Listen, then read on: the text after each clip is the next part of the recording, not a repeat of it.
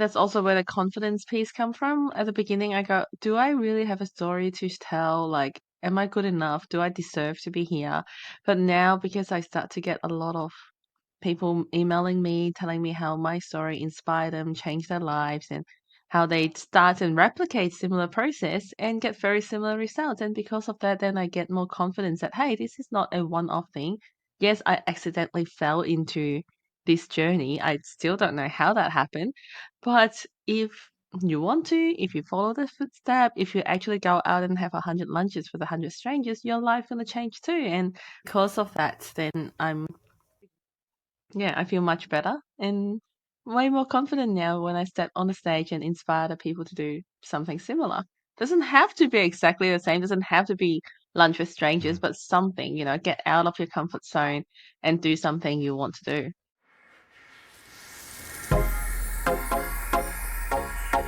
Hey everyone, Daniel Topor here, and welcome to the Dancing with Doubt podcast, where we go deep into how leaders have overcome adversity to unleash their success and delve into the why. Why are we really here on this big, beautiful earth? Joining me today from my hometown of Melbourne, I'm excited to introduce Kaley Chu. Having found herself in a humiliating situation because of lack of confidence, a few years ago, Kaley decided to push her limits and set forth a challenge: to have lunch with 100 strangers. As they say, the rest is history. Kaley has since published a best-selling book, established herself as a global motivational speaker, coach, and all-round entrepreneurial champion, having graced TV screens, radio stations, and the famous TEDx stage. Fair to say, Kaley is an inspiring young woman, and I particularly love how she's now giving back, passionately helping people to step out of their comfort zone, connect, and unleash their potential. Truth be told, Kaley actually approached me back in 2019 to have lunch. At the time, I wasn't in the best place dealing with numerous challenges of my own, so I passed up the opportunity. But I'm glad we've had a chance to reconnect now in 2023 and can't wait to delve into her journey and extract some of her nuggets of wisdom for all of us. In this episode, we chat about building confidence to take your career to the next level, harnessing the power of human connection to transform your life, and how to step out of your comfort zone and make that big change. So whether you're tuning in from the deserts of Morocco or poolside in Florida, I'm glad you're here. Episode 9, let's begin. Kaley, welcome to the show. Excited to have you on here. Hi, Daniel. Good to reconnect again. Yeah, definitely. Kaley, having 100 lunches with strangers would typically send a shiver down many people's spine because, let's face it, it sounds a little daunting even to the extroverts among us. Tell us what prompted this idea and why. Wow, that's back in 2018, and I was struggling with people a long time. When I say struggling with people, I mean, as an immigrant, English not my first language. I just couldn't talk to people, especially people that are non-Asian. I promise I'm not racist, so don't put me to jail or anything. It's just my little comfort zone thing that I just couldn't. I just couldn't talk to people. And then that's when I sent you the lunch invitation, which you say maybe future. You didn't say no, but you say maybe later. So that's when I thought, okay, if I can have lunch with strangers, then maybe I can build up my confidence and able to talk to people after, which is right. I can't stop talking now, and my entire life changed. Yeah, it sounds like quite the transformational journey. And what were you doing before you embarked on this journey? Were you in corporate? Sort of, but not big corporates. I say like a small company in a financial planning company and working behind the computer, financial planning, financial planner, mortgages, and things like that. So didn't really need to talk to many people, but I do want to talk to people. Mhm. And was there a particular moment where you decided I really need to make a change? Like, was there a particular situation that you were put in that prompted this, or did you just wake up one day and go, "Hey, I want to have 100 lunches with strangers, build my confidence up"? There was, I remember there was really, really embarrassing that I was in a meeting and I tr- I was so well prepared for the meeting, but when it's my turn to speak, I froze. I froze completely. I couldn't say anything. And after that, I was just, something's got to change because I was so well prepared for the meeting, but I couldn't. say anything. That's that really, really frustrated because I know I can do better. And yeah, and that's when me and my boss had that Especially if private you've chat. prepped, right? Yes, that's right. I was so well prepped. And that's when me and my boss had this chat about, we got to do something, but what can we do? Because at that time I had two young kids. I think my boys were 2 and 4 at that time. And weekends are busy with family. Evenings, any parents can relate, is just chaotic and hard to do anything. And the only time that I've got for myself to change is lunchtime. So, what can we do on during lunchtime to improve my confidence? Then we thought, okay, if you're scared of talking to strangers, then talk to more strangers. Just about getting out there into the deep end, hey? Why not? Yeah. And how did the idea actually evolve? Because presumably, going from just this concept to actually building out this really, really strong personal brand as you have surely would have taken quite a few steps, right? And some investment. It was just by accident, really. Like nothing was planned. It was really from that meeting. Then we thought, okay, let's go and have lunch with some strangers and see what happened. And I started to send invitation on LinkedIn, inviting people to have lunch with me. And it was just a personal challenge. I was happy. And then only after I finished 100 lunches, then I thought I'm gonna, set type of thank you message, like a little article on LinkedIn to share about my learnings and my journey. But little did I know, because I learned so much, the first draft was already three, 4,000 words. And I thought that's a little bit too long for an article. Then I decided to turn that into an ebook. And then I start typing, inviting my lunch guests to write a few words. And before I know it, it turned into a book. And one of my lunch guests published for me, and I was very happy about that. And slowly, people start to invite me to speak, including one of my lunch guests was a TEDx organizer. I didn't even know he does TEDx before I had lunch with him, but I was really lucky that he was in the journey with me. And he said, you've got an interesting story. You should come and do a TEDx talk. So supposedly, you need to go through all those interviews and all those things, but I didn't. It's just because I had lunch with him. And then slowly, more and more people invite me to speak, and Wow. I became a full-time speaker and quit my job and just speak. And That's amazing. What an inspiring journey. And fair to say, your self confidence has probably risen since that time, my husband given said that you I'm a now little bit speak in front of what overconfident hundreds now of people. sometimes. Yes, absolutely. I feel so much, but I think, Wow, yeah, it wow. feels so much better that you're able to speak up and stand for yourself sometimes, and not only doing public speaking and stuff like that, but really, you know, doing something that I'm proud of now. I'm actually training other people, coaching other people to speak up and to to s- to become a public speaker if they want to, help them to create a brand themselves. And I don't know, just absolutely love what I'm doing and feeling good for myself. I think that's where the confidence come from, I guess. Yeah, yeah, amazing. And I guess when you were on this journey in the initial stages, you've said just before that you didn't really know what would come of it. Do you think that that's actually an important ingredient into like making it quite quite good in whatever you're trying to do, not putting that additional pressure on yourself? mm, Honestly, I don't know. I don't know how these things happen. Even up until now, I sometimes woke up and I go, I don't know what happened and how, how did I get here? So I wish I could give you a more clever answer, but my answer is I don't know. I don't know if I can replicate this, as in, like, I know I can replicate Yeah. some of the elements and help people to build their brand, but I don't know if I can, yeah, whether knowing it before or planning it before makes a difference. Hmm. Sounds like you just got to go for it and see what happens sometimes, right? I consider myself very, very lucky. A lot of very helpful advice, isn't it?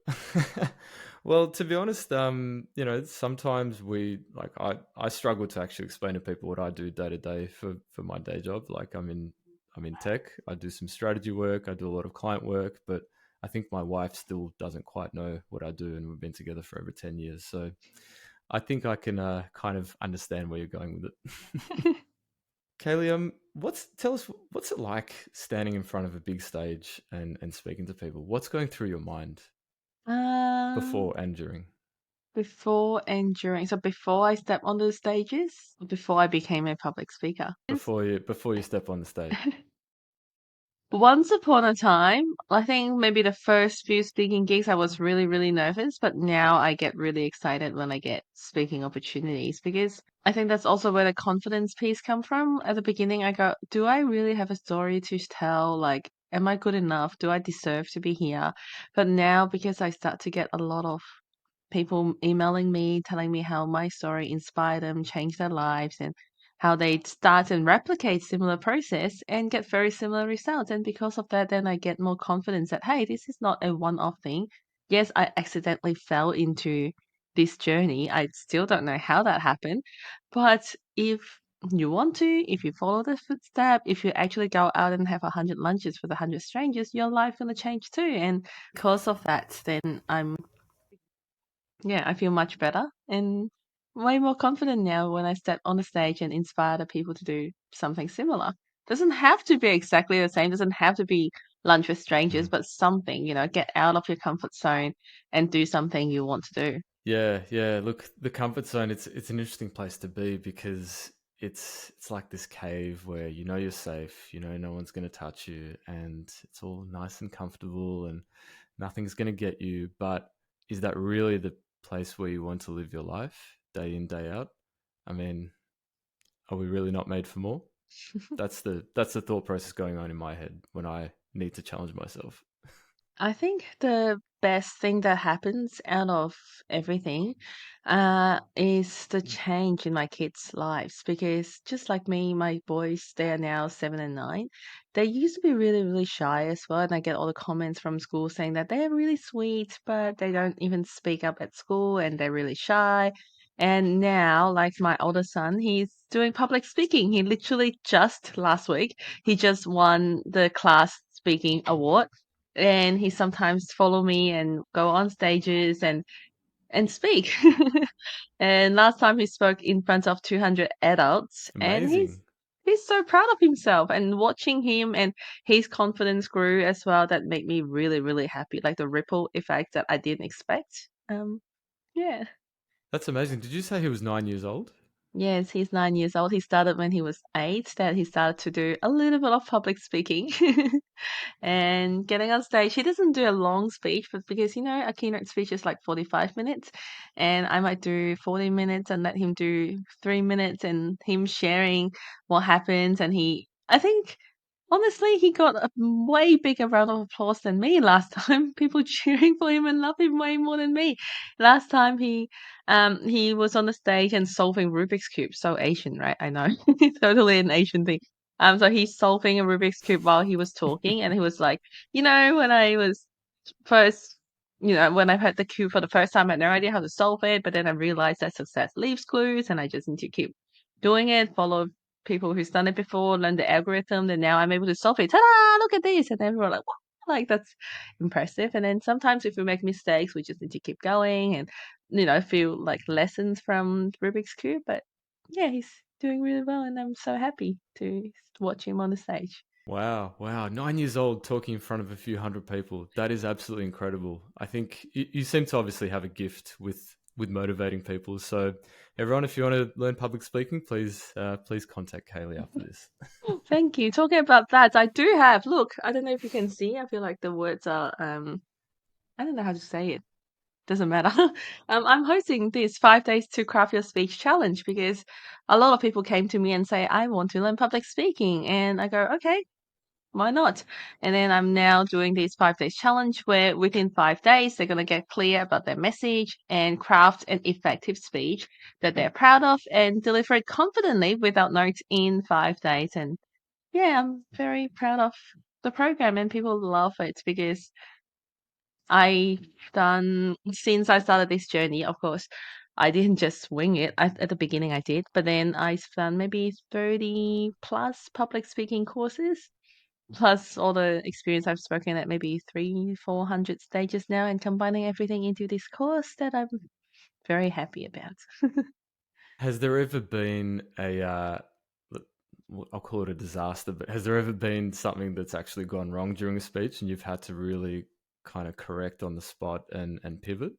Or has it all been smooth sailing? I'm sure there are lots of things that it's never like always smooth sailing. Let me think.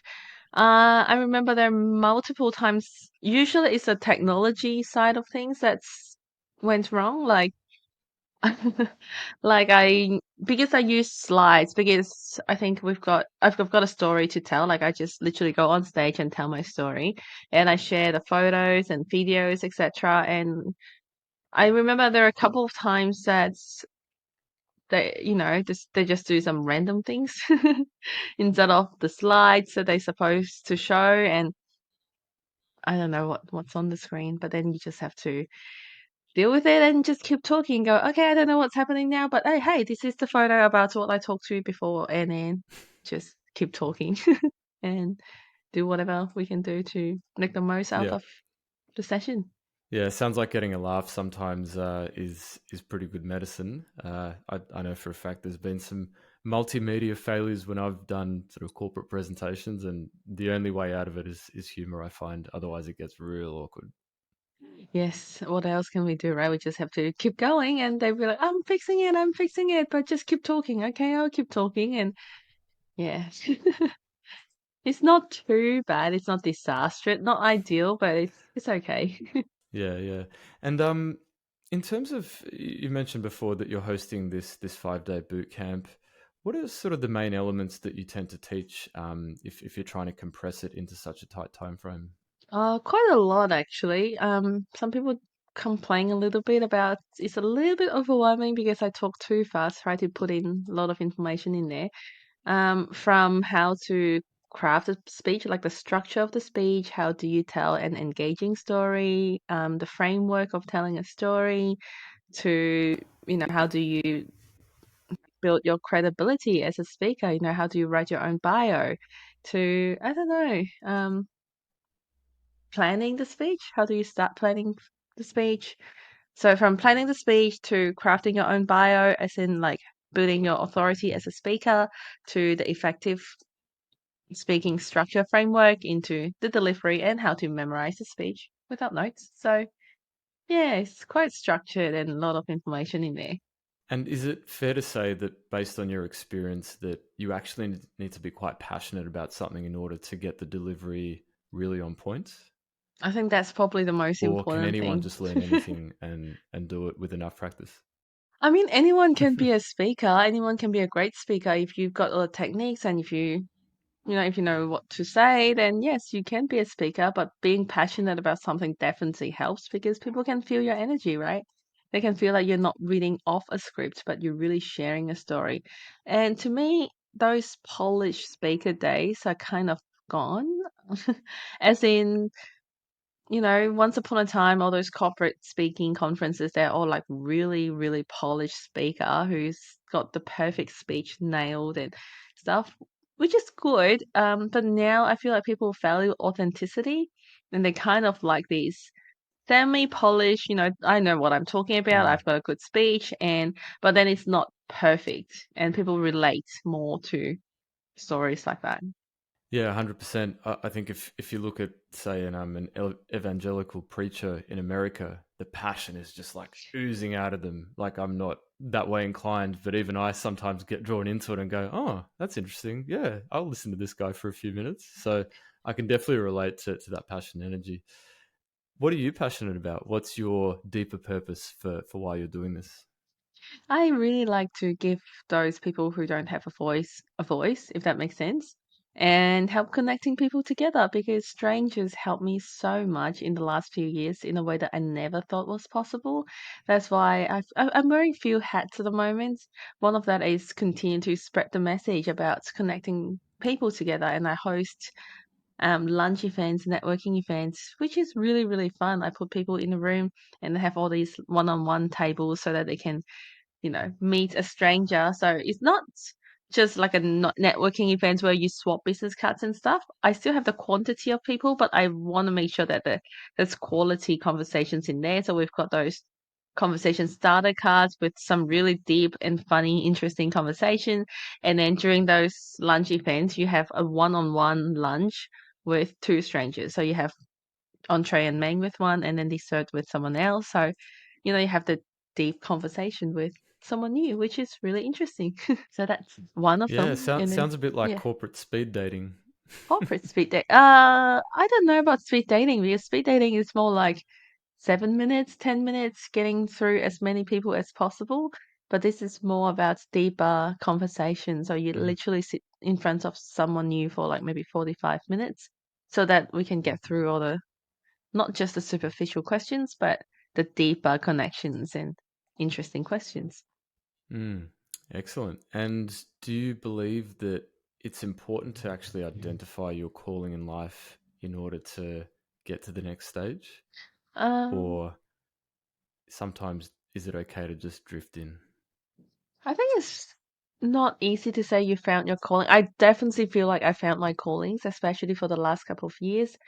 But you don't have to, I don't think, because most of the people that I know, they still like, I'm still trying to find it. There are a few things that I like, there are a few things that I enjoy, and let's just keep working on it and see what happens. Like, my point is, don't wait till you find your callings before you do something, because that's gonna come throughout the process while working on it. So you don't need to know everything, and you don't need to be able to, find a calling before you do something, but just do something and keep working on it.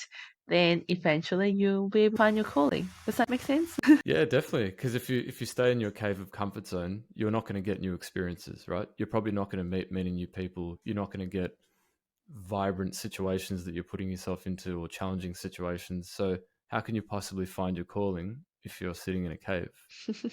Once you start getting out of that comfort zone, it sounds like at that point things may start actually happening, and you might realize, hey, ah, podcasting or speaking, that's for me. Let's try that. Let's give that a go.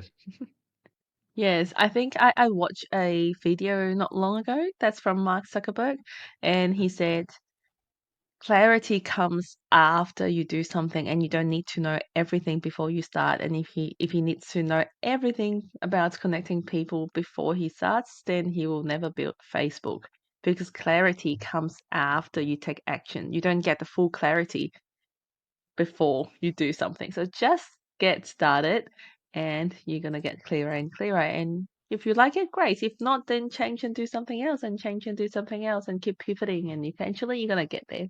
Yeah, definitely. Because I guess while you're on this journey, and even if you don't like whatever you're trying to do, a hobby or start a business or something, you're still learning skills. There's still a lot of value in that Mm, because you're also ticking off things that you know that you don't want to do.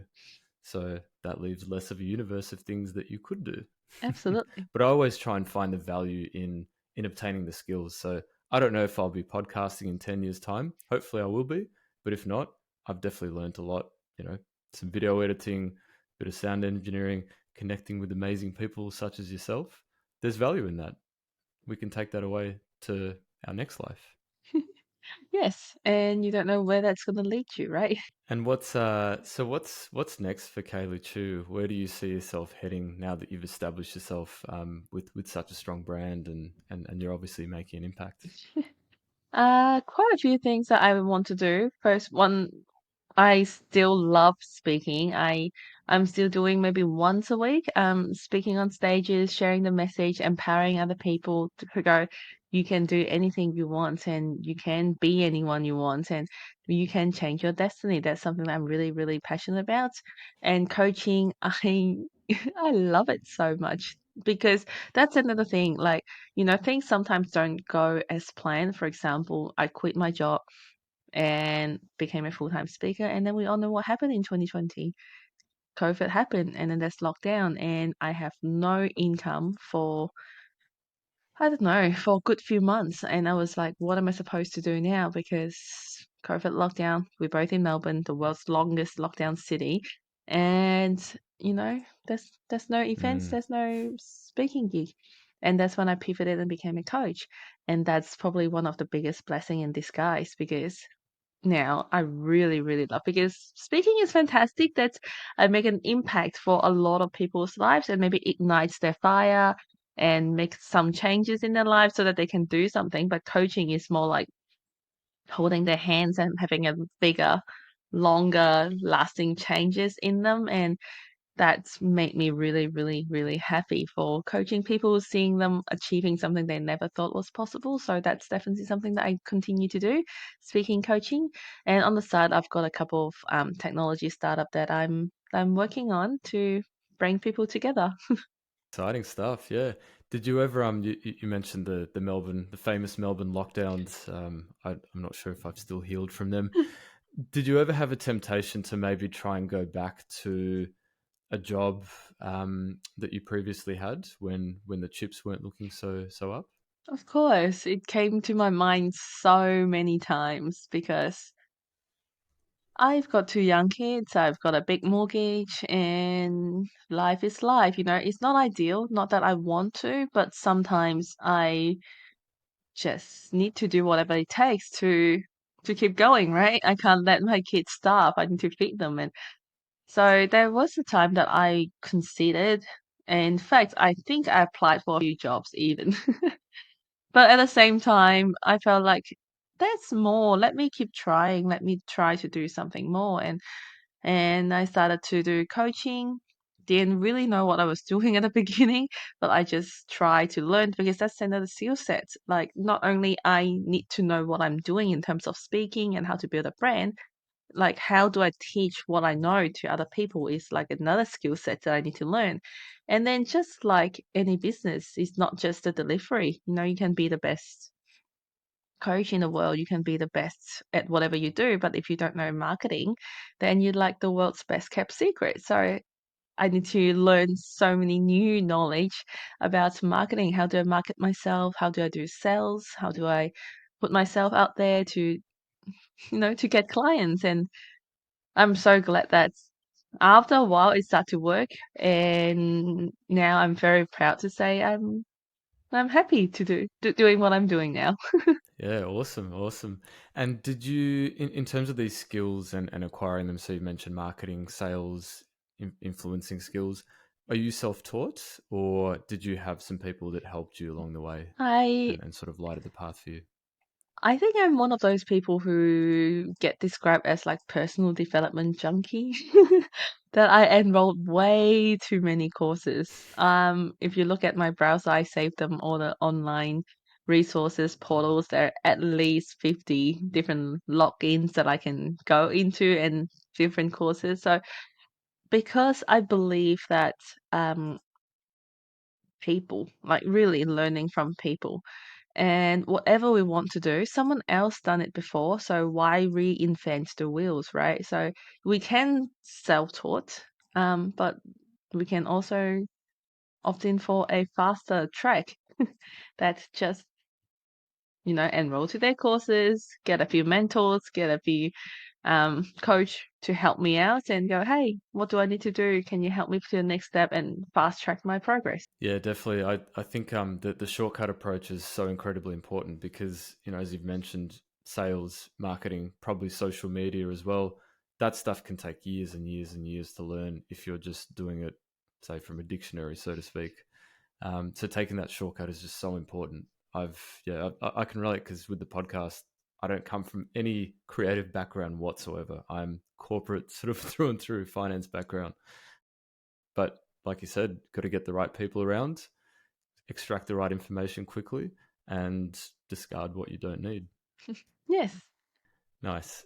What's your view on mindfulness? So particularly, I asked that because coming onto a big stage, often I hear that you need to have certain breathing techniques, or you need to really get your headspace in the right place. Have you ever employed any sort of mindful practices as part of your journey? I think everyone does it differently. Like I'm in like the green room and I see what other speakers do. Everyone does different things. Like there are people who watch stand-up comedy or fun things just to get themselves into a happy state. And I've seen people doing like push-ups and star jumps to get their blood flowing. And for me, I I've got a few like get on stage routine that I do before I get on the stage. One of the most important key elements is I've got a video that I watch that contains the testimonials from my clients and um just a few things to remind me why am I here? What am I doing here is to serve the audience and why to help them. So watching their testimonials and stuff that really helps me to get into that surfing state that I'm looking into. Yeah, and I guess what better feedback than to get something back from your clients? Yeah, fantastic. Kaylee, what do you reckon life would have been like if you didn't go on this journey? If you stayed in your previous position? It's not about life, to be honest. I mean, I've got a reasonably good job as a financial planner. My husband works in the bank. We've got two beautiful sons. So it will be an okay life, but I will always have that question of can I achieve more? Like it's just like a little curiosity about, what else is there in life. It was not a bad life. So is It your was advice to basically yeah, so that was a 7 out of 10 life, I think. 8 out of 10, I guess. But now it's like really 10 out of 10 and really, really happy. My advice is just go for it because now that's my mentality for lots of things as well. I don't know what's going to happen. I don't know if it's going to be successful or not. But what I know is that if I don't try, it's always a no and there's zero chance of success. And most importantly, when I look back, 30 years later, 40 years later, after I retire, I go, at least I try my best. Yeah, because you don't really want to live with that regret. You don't want to be old and crispy and then looking back and thinking, oh, I really wish I had have taken that chance. I really wish I had have started that business or started that venture, right?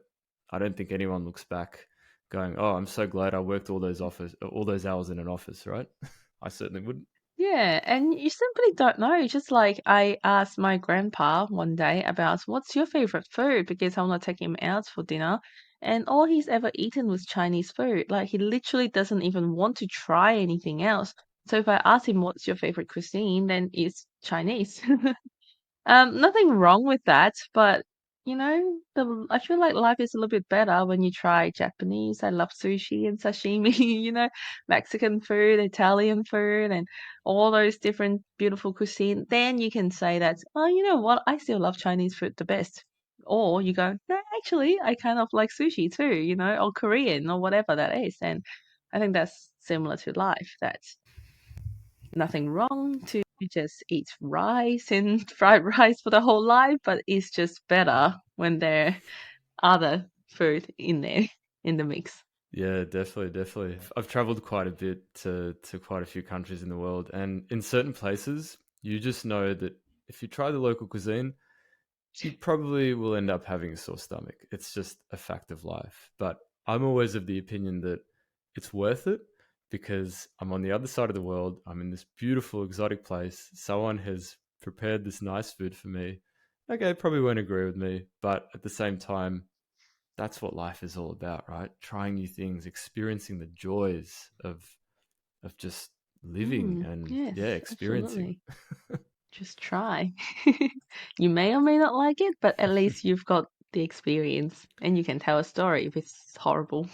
Yeah, definitely, definitely. Coming back to your actual 100 lunches with the at the time strangers, who was who was the most interesting person that you ended up having lunch with, or even the most Wow, impactful? so many. Where do I start?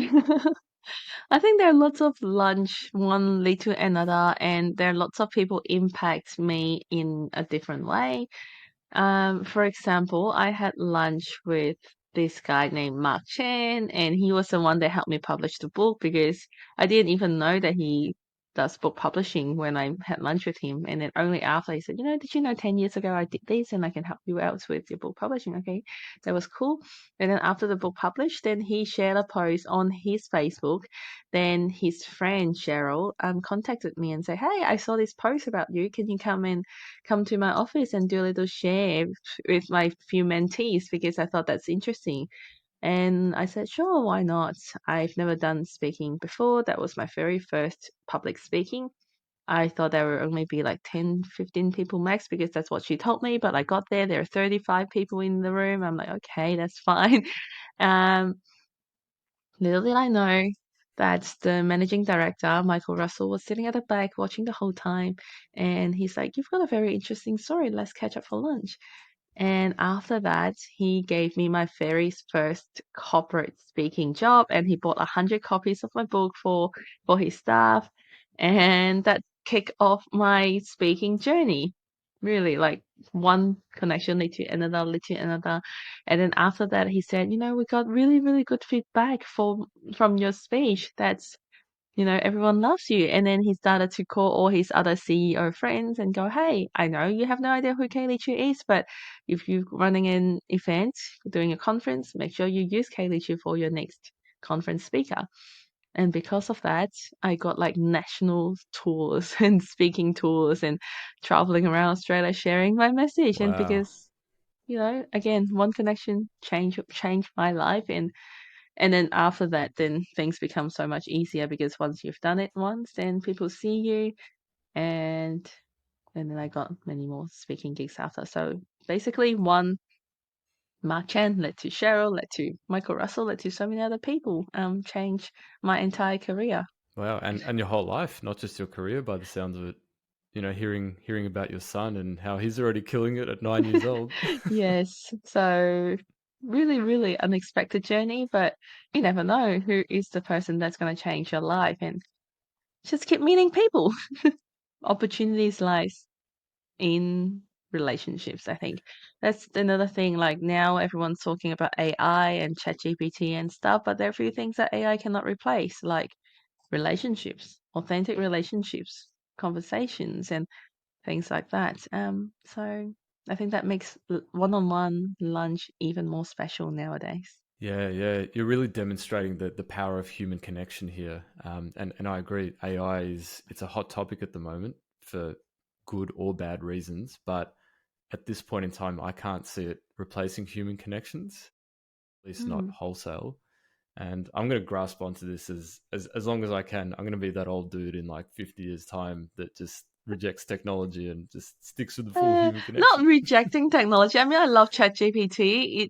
It's got its merit. Like it helps with the productivity. It can help me turn information into tables, and it helps with the initial research. And you can even ask him to, hey, I'm working with these people. Can you tell me, the top 10 pain points for them, for this group of demographic people? Like it gives me lots of great ideas or the first draft of something, but definitely not yet replacing human or our work, but it's a good little tool to increase efficiency and productivity. I'm happily using it.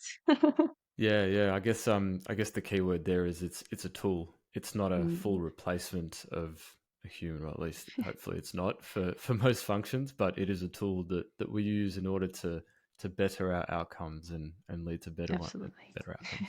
And Kaylee, for those of us that may be lacking in self confidence, or maybe lacking the confidence to get up on a stage or even to speak up in a meeting, what would be the best advice that you could give them, let's say on a step by step basis of how they can start to overcome that? I'd say maybe starting small, like the comfort zone thing and the courage. When I first started, it was literally just one lunch with one stranger at a time. And then one day, my stranger brought another friend. So I had lunch with two strangers, and I'm feeling okay talking to two people. And then slowly I go to networking events, and slowly I get on stage to read off a script as an MC, and then became a speaker, and then I did like stand up comedy, for example. But then if you told me that I'm gonna do stand up comedy 5 years ago, I'd be like, no, this is crazy. But small little steps, from one person to two people to small groups, and it's just little steps that's helped me to get more and more confident. So basically, setting little goals, achieving those goals, then setting the next little goal, and then over time, it actually starts to snowball until the goals that you're setting are quite lofty, like international speaking or national speaking, right? Yes. One step at a time. I think that's an Australian saying, right? How do you eat an elephant? One bite at a time. Have you not heard of that before? I'm not sure. I've never Have you eaten an not heard? elephant. No, I think that's No, an Australian. No, I don't know who told me that, but I thought, okay, yeah. Not that I've eaten an elephant before, and or planning to, but that's the saying. That's the the how you do it, right? If you have to. oh, okay. The one that I've heard is how do you run a marathon one step at a time. Okay, we got the idea. I think we got the idea, definitely. Mm. And Kaylee, have you in terms of the students that you have coached, have you actually been able to transform their lives, like from a confidence perspective and for them hitting their goals? Like, have you spawned other Kaley Chus in the world that are now kicking Yes, ass? a few of them that I am very, very proud of that I've got students that's, left their job and speaking and doing workshops full time and yeah, or, just sharing their message, whatever the message is, and helping other people through the power of their words. Yes, absolutely. And very, very proud of them. Must be no better feeling. Yes, because there are only so much that I can help. Like I can help people to build their confidence and through a variety of different tool sets that I share and help them to craft speeches and things like that. But I can't help everyone because I don't have the wisdom or the knowledge or experience that other people have. But I can empower them so that they can help more people. So I help them to help more people, and that makes me really, really happy. Yeah, I can see your events and what you post on LinkedIn and stuff, and yeah, the numbers are pretty awesome. So good on you. I think you're very inspiring, and you've got some great positive messages to share. So if anyone's listening out there, please have a look at Kaylee on the internet. You won't be disappointed. And Kaylee, just on that note, how can the audience contact you if they want to get in touch? What's the best form? What's the I'm best most medium? active on Facebook. Don't ask me why. I feel like I've got my community on Facebook, but I'm on all social media, LinkedIn, Facebook, Instagram. So just search my name, Kaley Chu, Kaleychu, or just type 100 lunches. I think you should be able to find me on social media. And send me a message. I promise I'll reply. Excellent. And yeah, I think I owe you a lunch, Kaylee. So my shout when we catch up next, we'll use that rain check from 2019 maybe. Thank you. I'll take that. I look forward to our lunch. Excellent. Well, ladies and gentlemen, I think that gets us to a wrap for episode 9. Been really, really insightful catching up with you, Kaylee. We've covered all about public speaking, how to build confidence, exiting your comfort zone, and definitely that supreme power of human connection and what it can truly create and where it can actually take your career and life for that matter. So thank you very much for sharing your journey with us today. And yeah, can't wait to have Thank you that so said much, lunch with you. Daniel. Thanks for having me today. You're most welcome, most welcome. And dear listeners, if you've enjoyed this episode, I would really, really appreciate your support. Share the love, spread the knowledge, tell your friends, tell your boss, subscribe, comment, like, all that good stuff. It does really make a huge difference and allows me to connect with other amazing guests and deliver more goodness to you. So you can find more episodes at dancingwithdoubt.com and on my YouTube channel. And as usual, I'll have my monthly blog up soon, reflecting on my conversations with guests and giving a little gratitude back. Thanks for lending me your ears wherever in the world you are. Till next time, may success be with you.